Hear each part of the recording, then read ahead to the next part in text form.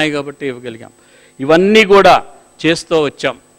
ఒకసారి population growth హైదరాబాద్కి సంబంధించి ఒకసారి మనం చూడాల్సిన అవసరం ఖచ్చితంగా ఉంది. 1981 సెన్సస్ తీసుకుంటే ప్రభుత్వ సెన్సస్లో హైదరాబాద్ 21,90,000 మంది హైదరాబాద్ ఎంసీహెచ్లో ఉన్నారు. పరిసర ప్రాంతాల్లో 1,84,000 మందే ఉన్నారు. చుట్టుపక్కల 91కి వచ్చేటప్పటికి 30,50,000 మంది ఎంసీహెచ్లో అయ్యారు. పరిసర ప్రాంతాల్లో 13,30,000 అయ్యారు. 2001కి వచ్చేటప్పటికి ప్రతి సంవత్సరం 10 సంవత్సరాలకి సెన్సస్ చెప్తున్నా నేను. 2001కి వచ్చేటప్పటికి 36,30,000 హైదరాబాద్ అయితే పరిసర ప్రాంతాలు 21,60,000 అయింది. 2011 సెన్సస్కి వచ్చేటప్పటికి హైదరాబాదు 39,43,000 అయితే పరిసర ప్రాంతాలు దగ్గర 28,66,000 అయింది. అంటే దగ్గర హైదరాబాద్ ఈక్వల్గా వచ్చేసింది. మీరు కాన్స్టిట్యున్సీస్ చూసుకున్నా కూడా 10 నుంచి 12 కాన్స్టిట్యున్సీలు సీమాంధ్రలో తగ్గాయి, ఇక్కడ ఎక్కాయి. జనం చాలా మంది వచ్చి ఇక్కడ వారు వ్యాపారం కానీ వారు చదువు కోసం కానీ ఇవన్నీ పెట్టుకోగలిగారు. కాబట్టి ఇదంతా కూడా పెరిగిందనేది సభాముఖంగా తెలియజేస్తున్నా. రాజేందర్ గారు ఒక మాట మాట్లాడారు, చాలా మంది మాట్లాడారు. జ్యుడిషియరీలో ఎంప్లాయ్మెంట్ అంతా కూడా ఏకపక్షంగా ఒక ప్రాంతం వారికే ఉందని. దయచేసి జ్యుడిషియరీ రిక్రూట్మెంట్ మనకేం సంబంధం లేదు.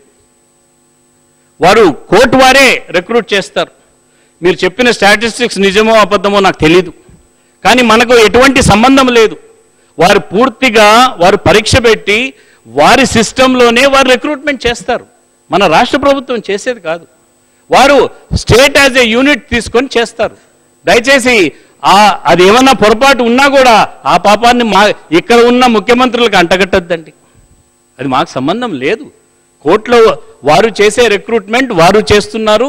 వారికి ఎటువంటి ఇది ఇబ్బందులు ఉంటే ఒకవేళ మీరు నాకు ఒక లెటర్గా ఇస్తే నేను చీఫ్ జస్టిస్ గారిని నేరుగా కలిసి వారికి కూడా రిప్రజెంట్ చేస్తాం. అటువంటి ఇబ్బందుల్ని మనకు తొలగించాలి. ఎప్పుడు కూడా ఒక పక్క ప్రాంతానికి ఇబ్బందికరంగా ఉండే పరిస్థితి ఎవరూ చేయకూడదనే నమ్మేవాణ్ణి.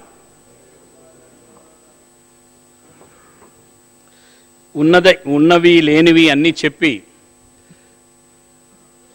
మేమేదో చెడ్డవారము, మాకేదో మనసు లేదు, తెలంగాణ అంటే ప్రేమ లేదు, తెలంగాణ ప్రజలంటే ప్రేమ లేదని చెప్పొద్దండి. మాకు బాధ కలుగుతుంది, ప్రత్యేకంగా నాకు బాధ కలుగుతుంది. నేను ఇక్కడే పుట్టి ఇక్కడే పెరిగిన వాడిని. నా స్నేహితులందరూ చాలా మంది తెలంగాణ వారే ఉన్నారు. అధ్యక్ష, నేను ముఖ్యమంత్రి అయితానే నా ఫస్ట్ స్టేట్మెంట్ ముఖ్యమంత్రి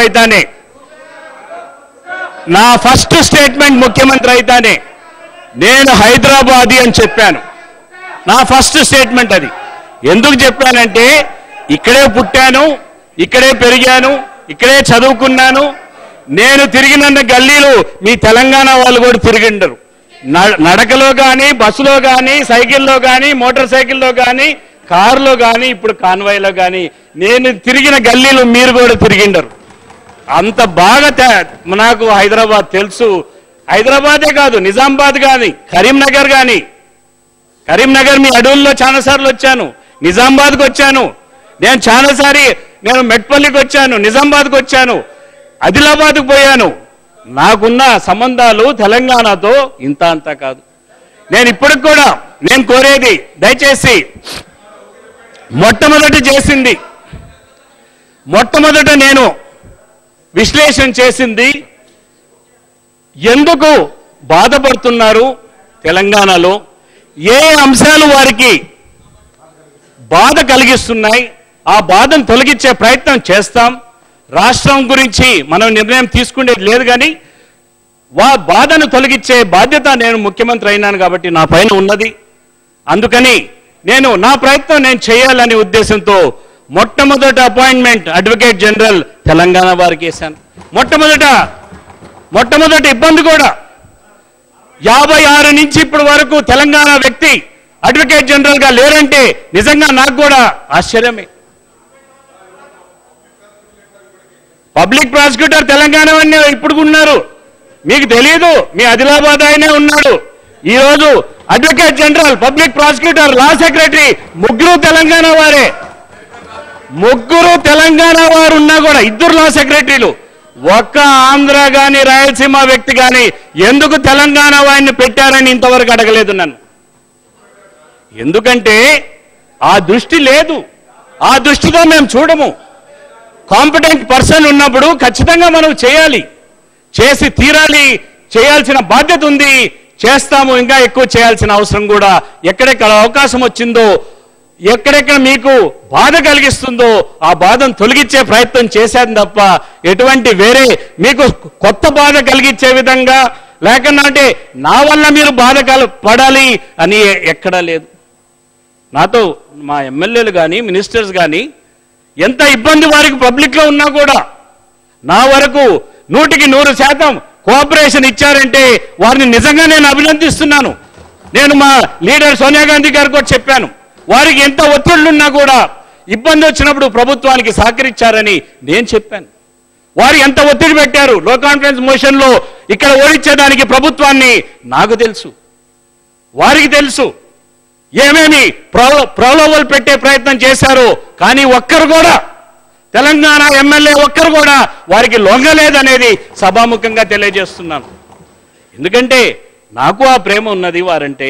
కానీ ఇక్కడ ఉన్నది నా ప్రేమ వారితో కానీ వారి ప్రేమ నాతో కాదు.